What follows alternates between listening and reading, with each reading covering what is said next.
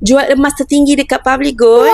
Public Gold bukan sahaja boleh beli emas, tetapi juga boleh buat urusan jual balik emas, dan Public Gold beli semula emas dengan harga yang tinggi. Caranya mudah sahaja. Tuan-puan boleh sahaja bawa emas-emas terpakai. Tak kisahlah emas tu rosak ke, cacat ke, patah ke, bengkok ke menara Public Gold atau cawangan Public Gold yang terdekat ataupun PJ Jewel yang berdekatan. Jadi tuan-puan, perkara yang penting, tuan-puan hanya perlu bawa emas-emas yang tuan-puan nak jual dan juga IC. Kemudian bawa telefon tuan-puan, sebab nanti staf Public Gold akan minta nombor TAC untuk urusan jual tersebut. Jadi kalau tuan-puan nak buat jual beli emas bersama Public Gold, tuan-puan boleh kontak Hana. Hana akan bantu tuan-puan macam mana nak jual emas dekat Public Gold. Ataupun boleh sahaja bagi PG kod Hana dekat staf Public Gold sebagai introducer tuan-puan seperti yang tertera di bawah. Jadi tuan-puan nak jual emas atau nak beli emas bersama Public Gold, boleh rujuk pin video Hana di profil. Hana akan bantu dan bimbing sebaiknya.